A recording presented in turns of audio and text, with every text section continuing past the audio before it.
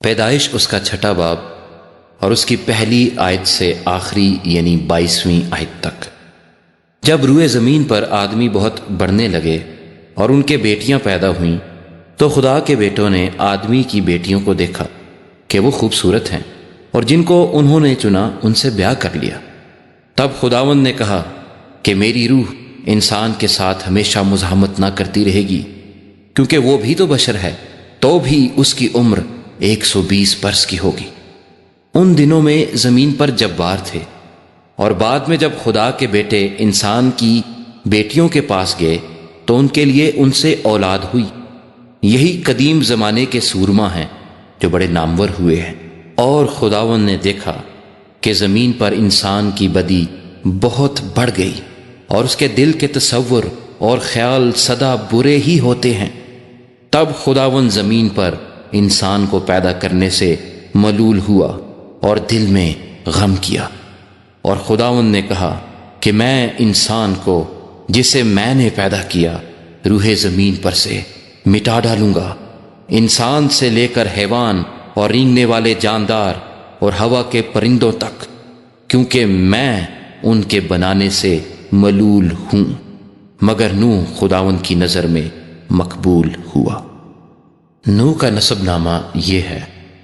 نوح مرد راست باز اور اپنے زمانے کے لوگوں میں بے عیب تھا، اور نوح خدا کے ساتھ ساتھ چلتا رہا، اور اس سے 3 بیٹے سم، حام اور یافت پیدا ہوئے۔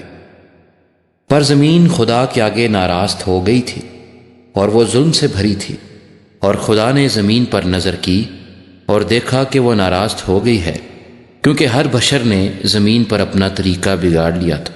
اور خدا نے نوح سے کہا کہ تمام بشر کا خاتمہ میرے سامنے آ پہنچا ہے، کیونکہ ان کے سبب سے زمین ظلم سے بھر گئی، سو دیکھ میں زمین سمیت ان کو ہلاک کروں گا۔ تو گوپھر کی لکڑی کی ایک کشتی اپنے لیے بنا، اس کشتی میں کوٹھریاں تیار کرنا، اور اس کے اندر اور باہر رال لگانا، اور ایسا کرنا کہ کشتی کی لمبائی 300 ہاتھ، اس کی چوڑائی 50 ہاتھ اور اس کی اونچائی 30 ہاتھ ہو، اور اس کشتی میں ایک روشن دان بنانا اور اوپر سے ہاتھ بھر چھوڑ کر اسے ختم کر دینا، اور اس کشتی کا دروازہ اس کے پہلو میں رکھنا، اور اس میں 3 درجے بنانا، نچلا، دوسرا اور تیسرا۔ اور دیکھ میں خود زمین پر پانی کا طوفان لانے والا ہوں، تاکہ ہر بشر کو جس میں زندگی کا دم ہے دنیا سے ہلاک کر ڈالوں، اور سب جو زمین پر ہیں مر جائیں گے۔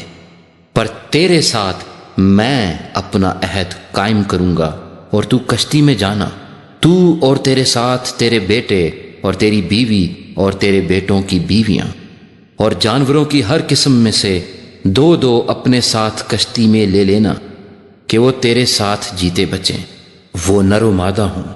اور پرندوں کی ہر قسم میں سے، اور چرندوں کی ہر قسم میں سے، اور زمین پر رینگنے والوں کی ہر قسم میں سے 2 تیرے پاس آئیں، تاکہ وہ جیتے بچیں۔